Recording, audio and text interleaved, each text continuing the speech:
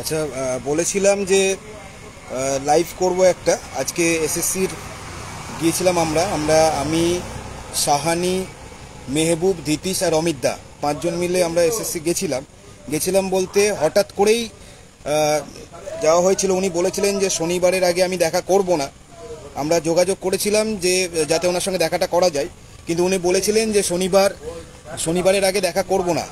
তো সেক্ষেত্রে আমরা ট্রাই করতে থাকি এবং ট্রাই করার পরে আমরা যেটা করেছিলাম সেটা হচ্ছে যে আমরা সোজা চলে গেছিলাম ওনার অফিসে, এসএসসি অফিসে চলে গেছিলাম। এবং তখনও পর্যন্ত আমরা শিওর ছিলাম না যে ওনার সঙ্গে দেখাটা হবে কি হবে না, সেটা আমরা শিওর ছিলাম না। কিন্তু আমরা ট্রাই করলাম, যেহেতু পিটিশনারদের পক্ষ থেকে অনেক প্রশ্ন আসছিল এবং আমরা সেগুলো জবাব দিতে পারছিলাম না। অনেকগুলো ফ্যাক্টর ছিল, অনেক কনফিউশন ছিল, কিন্তু সেগুলো ঠিকঠাক করে বলতে পারছিলাম না। সেই জন্য আমরা 5 জন মিলে চলে গেলাম, একটা ট্রাই নিলাম যে যদি পাওয়া যায়। তো গিয়ে আমাদের যাই হোক মানে লাক ভালোই ছিল, তো আমরা ওনার দেখা পেয়ে যাই এবং আমরা একটু জোরাজোরি করেই বলি যে না, দেখা করতে দিতে হবে। এইভাবে আমরা দেখা করি এবং একটা ডেপুটেশন কপি আমাদের কাছে রেডি করাই ছিল। মোটামুটি দাবিগুলো কী ছিল সেইটা নিয়ে একটা ডেপুটেশন কপি মোটামুটি রেডি করেছিলাম।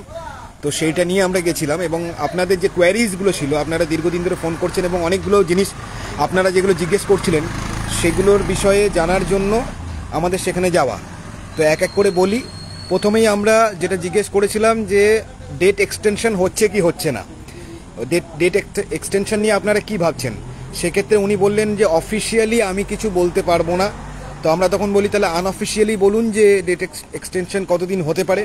সেক্ষেত্রে উনি সেইভাবে কোনো সদুত্তর দেননি, একটু মুচকি হাসলেন, হেসে জিনিসটা একটু এড়িয়ে যাওয়ারই চেষ্টা করলেন। তবে মোটামুটি যতটুকু বুঝতে পেরেছি তাতে 2 দিন যেহেতু সার্ভার ডাউন, আর আমরা এটাও বললাম যে সার্ভার তো ডাউন আছে, ফর্ম ফিল আপ তো করা যাচ্ছে না, অনেকেই ফোন টোন করছেন, তারা করতে পারছেন না। তো উনি বললেন না এরকম তো কোনো ব্যাপার নেই। তখন আমরা বললাম যে না, আছে, এরকম ব্যাপার আছে, হচ্ছে না। এবং 2 দিন আপনাদের ফর্ম ফিল আপ বন্ধও ছিল, তো সেক্ষেত্রে অবশ্যই বাড়ানো উচিত। তো উনি সেক্ষেত্রে একদম প্রপারলি কনফার্মেশনের সঙ্গে কিছু বললেন না, কিন্তু আভাস যতটুকু পাওয়া গেল হয়তো 4 থেকে 5 দিন হয়তো এক্সটেনশন হতে পারে। এটা যেহেতু উনি ডাইরেক্ট বলেননি তাই জোর গলায় বলতে পারছি না, কিন্তু এরকম একটা আভাস পাওয়া গেল, এই 4 থেকে 5 দিন একটা এক্সটেনশন পাওয়া যেতে পারে। আচ্ছা, এবার আমাদের প্রথম যেটা কোয়ারিজ ছিল সেটা হচ্ছে যে রিভিউয়ের রেজাল্ট অবধি, আমরা যেটা বলেছিলাম যে রিভিউয়ের রেজাল্ট দেখে নেওয়া অবধি ফর্ম ফিল আপটা বাড়ানো হোক, সময়টা বাড়ানো হোক। সেক্ষেত্রে উনি আমাদের সঙ্গে সহমত হননি এবং 14 তারিখ যে ডেটটা আছে সেটাই আপাতত থাকবে, এরকমই একটা ব্যাপার আছে। আর ওই 4-5 দিনের যে ব্যাপারটা বললাম সেটা উনি বললেন। এবার ফর্ম ফিল আপের ক্ষেত্রে অনেকগুলো ব্যাপার আছে, যেমন ধরুন ফর্ম ফিল আপ করতে গিয়ে যেটা হচ্ছে 2000 যারা করছেন আর কি, আমরা এখনও করিনি, আমরা ফর্ম ফিল আপ এখনও করিনি এবং সবাইকে করতে মানা করেছি। কিন্তু যারা ফর্ম ফিল আপ করতে গিয়ে সমস্যায় পড়েছেন তাদের জন্য বলছি যে 2000 যারা জিজ্ঞেস করছেন যে ট্রান্সফার কেস তারা কি করবে, তারা আগের স্কুলের ডাইস কোড দেবে নাকি পরের স্কুলের ডাইস কোড দেবে। সেক্ষেত্রে একদম স্পষ্ট করে আমরা জিজ্ঞেস করলাম, উনি বললেন যে আগের স্কুলের কোডটাই দিতে হবে, তবেই সেই ক্ষেত্রে এক্সপিরিয়েন্সের মার্কস যেটা আছে সেটা পুরোপুরি পাওয়া যাবে। কারণ পরের স্কুলে যদি দেন তাহলে পরের স্কুল থেকে কাউন্ট হবে পুরোটা। অর্থাৎ আপনি 2 বছর দেখা গেল 2019 সালে জয়েন করেছেন এবং 2021 সালে বা 22 সালে আপনার ট্রান্সফার হয়েছে, তাহলে আপনি যদি পরের স্কুলেরটা দেন সেক্ষেত্রে 22 থেকে 25 অবধি গণ্য হবে, 19 থেকে 25 গণ্য হবে না। তাই জন্য 19 থেকে 25 অবধি গণ্য করতে গেলে সেটাকে 2019 অর্থাৎ প্রথম যে স্কুলে আপনি জয়েন করেছেন সেই স্কুলটার সমস্ত ইনফরমেশন দিতে হবে। এটা এক ট্রান্সফার কেসে এটা বললাম। আর হচ্ছে অনেকে বলছেন যে 9-10 ফর্ম ফিল আপ করছি, সেখানে হয়তো আমি 9-10-এ চাকরিরত, আমার 9-10-এ আমি যখন ফর্ম ফিল আপ করছি তখন এজ রিল্যাক্সেশন পাচ্ছি, কিন্তু 11-12-এ যখন ফর্ম ফিল আপ করতে যাচ্ছি তখন আমরা এজ রিল্যাক্সেশনটা পাচ্ছি না। একইভাবে উল্টো, 11-12-এ যারা চাকরিরত তারা 11-12-এ এজ রিল্যাক্সেশন পাচ্ছেন, 9-10-এ যখন ফর্ম ফিল আপ করছেন তখন এজ রিল্যাক্সেশন পাচ্ছেন না। এক্ষেত্রে ওনার বক্তব্য হচ্ছে যে যেটাতে চাকরি করছেন সেটাতেই এজ রিল্যাক্সেশন পাবেন, অন্যটাতে পাবেন না। তবে 10 মার্কস যেটা এক্সপিরিয়েন্সের মার্কস আছে সেটা 2 জায়গাতেই পাওয়া যাবে। অর্থাৎ এজ রিল্যাক্সেশন না পাওয়া গেলেও 9-10-এই অ্যাপ্লাই করুন আর 11-12-এই অ্যাপ্লাই করুন, এবং আপনি যাতেই কর্মরত হন না কেন 10 নম্বর যেটা এক্সপিরিয়েন্সের মার্কস আছে সেটা কিন্তু 2 জায়গাতেই পাওয়া যাবে। আচ্ছা, ওবিসি সংক্রান্ত বিষয়ে যেটা আমরা বলছি, যেটা আপনাদেরও কোয়ারি আমাদেরও কোয়ারি, যে বারবার যেটা বলছি যে আমাদের ওবিসির ব্যাপারটা সুরাহা হয়নি, এই অবস্থায় ফর্ম ফিল আপ করলে সেটা আমাদের জন্য কতটা ক্ষতিকর হতে পারে, সেই বিষয়ে ওনার একটাই স্ট্যান্ড পয়েন্ট, সেটা হচ্ছে যে ফর্ম ফিল আপ করতে আমরা কাউকেই আটকাচ্ছি না, ফর্ম ফিল আপ যে কেউ করতে পারে, পরবর্তীকালে আমরা স্ক্রুটিনাইজ করব, পরবর্তীকালে আমরা ভেরিফাই করব, সেই হিসাবে হবে। তো সেক্ষেত্রে পরবর্তীকালে কোর্টের রায় যেভাবে আসবে সেইভাবে আমরা জিনিসটাকে এগোবো। এই মুহূর্তে ফর্ম ফিল আপ করতে আমরা কাউকে বাধা দিচ্ছি না, সবাই ফর্ম ফিল আপ করতে পারে। স্পেশাল বিএডের কেসে আমরা যেটা বললাম যে স্পেশাল বিএডকে বসতে দেওয়া হচ্ছে না কেন, তো সেক্ষেত্রে উনি যেটা বললেন যে তখন রুলস একরকম ছিল এনসিটির, এখন এনসিটির রুলস আর এক রকম, তো তখন যা রুলস ছিল সেই অনুযায়ী ওনারা বসতে পেয়েছেন, এখন যা রুলস আছে সেই অনুযায়ী ওনারা বসতে পারবেন না।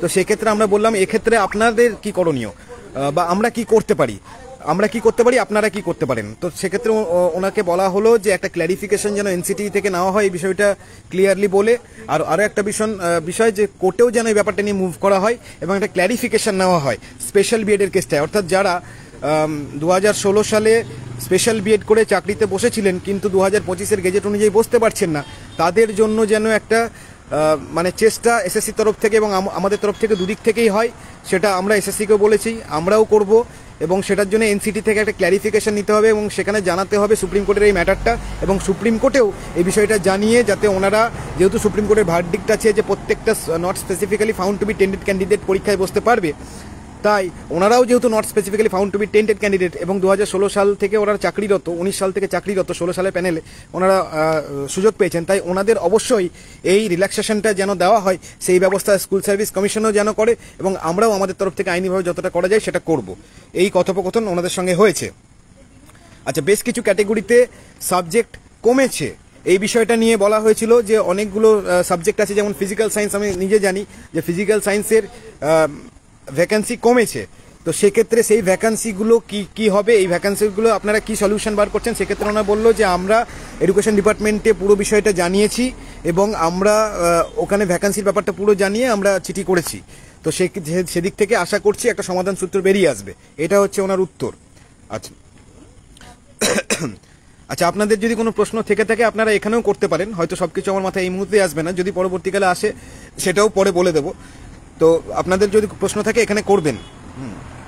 আর যেটা ওবিসি বললাম, স্পেশাল বিএড বললাম, আর হচ্ছে রিভিউ পিটিশন বললাম। রিভিউ পিটিশনের ব্যাপারটা যেটা উনি বললেন যে 180টা রিভিউ পিটিশন নাকি সুপ্রিম কোর্টে জমা পড়েছে এখনো পর্যন্ত, এবং সুপ্রিম কোর্টে নাকি আলাদাভাবে স্পেশালি একটা অফিস বা ঘর যাই হোক একটা আলাদাভাবে খোলা হয়েছে শুধুমাত্র আমাদের রিভিউ পিটিশনগুলোর জন্যই, অর্থাৎ এত রিভিউ পিটিশন কোনোদিন আগে জমা পড়েনি, যে কারণে বিকাশ ভবনে যেমন চিঠির জন্য আলাদা করে একটা ডিপার্টমেন্ট করতে হয়েছে, সুপ্রিম কোর্টেও নাকি সেরকম আলাদাভাবে একটা ডিপার্টমেন্ট বা একটা ঘর হোক বা বেশ কিছু লোককে আলাদাভাবে রাখা হয়েছে এই আমাদের রিভিউ পিটিশনগুলো হ্যান্ডেল করার জন্যই।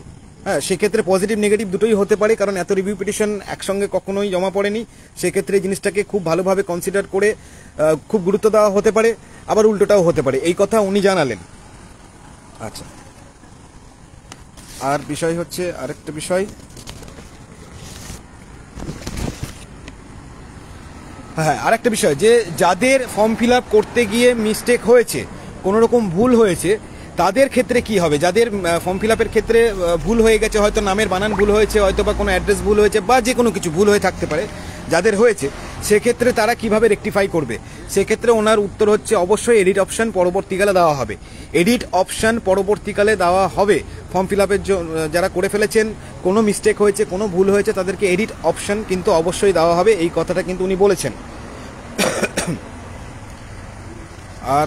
আর সেরকম বিশাল কিছু বিষয় ছিল না।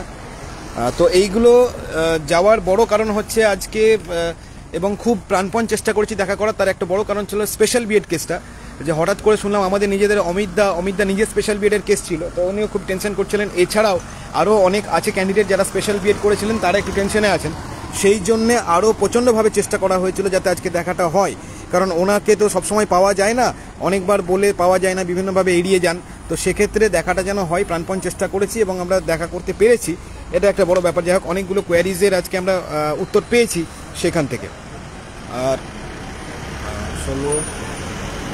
আর আর একটা দাবি আমরা করেছি যে 16 পরীক্ষাটা যেন 16তেই নেওয়া হয়, 16 গেজেটেই যেন পরীক্ষাটা হয়, 16 যারা ক্যান্ডিডেট তারাই যেন পরীক্ষায় বসতে পারে, এটা আমরা বলেছি, বারবার করে বলেছি। এবার ওনারা শুনবেন কি শুনবেন না দেখা যাক, অবশ্যই পরবর্তীকালে আমাদের যে কোনো আন্দোলনেও সেই দাবিটা থাকবে, এবং সেটা রাখবো আমরা, যেন 16-র পরীক্ষার্থীরা 16তে বসতে পারে, এরকম একটা দাবি থাকবে। এবং দুটো আলাদা নোটিশ হোক, আলাদা 16র আলাদা হোক, 25-এর আলাদা হোক, 16তে 16রাই পার্টিসিপেট করুক এবং 25-এ সবাই ওপেন টু অল হোক, এরকম একটা দাবি আমাদের তরফ থেকে কিন্তু করা হয়েছে এবং ডেপুটেশন কপিতে আমরা সেটা লিখেছি, অবশ্যই লিখেছি।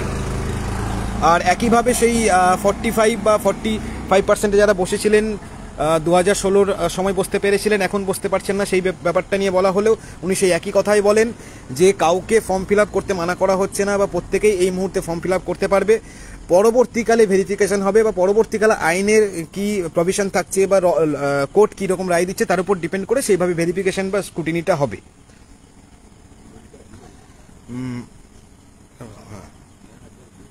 আচ্ছা, যাই হোক, মোটামুটি এই কথোপকথনই হয়েছে, খুব বেশি ছিলাম না আমরা, হয়তো ওই হার্ডলি 20 মিনিট মতো ছিলাম। তাতে আমাদের যা কত কোয়ারিজ ছিল মোটামুটি এইগুলোই ছিল এবং এগুলোই করেছি।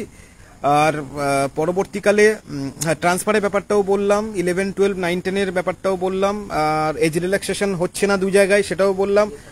আর ট্রান্সফারের কেসে বললাম যে যারা পুরনো স্কুল সেই পুরনো স্কুলের সব ইনফরমেশন দেবেন, কারণ এক্সপিরিয়েন্সের নাম্বারের ক্ষেত্রে ওটা ভাইটাল। আর যারা ভুল করে ফেলেছেন তাদের জন্য এডিট অপশন আছে, পরবর্তীকালে এডিট অপশন দেওয়া হবে, তারা করবেন। তবে বারবার আমরা একটা কথাই বলে এসেছি যে আমরা পরীক্ষা দিতে চাইছি না। আপনাদের এই 14 তারিখের ডেটের জন্য অনেকে ভয়ে ফর্ম ফিল আপ করতে বাধ্য হচ্ছেন, কিন্তু আমরা মনে প্রাণে পরীক্ষা দিতে চাইছি না। আমরা রিভিউ পিটিশন দেখে নিয়েই পরীক্ষাটা দিতে চাইছি এবং আপনারা যতটা পারবেন ডেটটা এক্সটেন্ড করুন।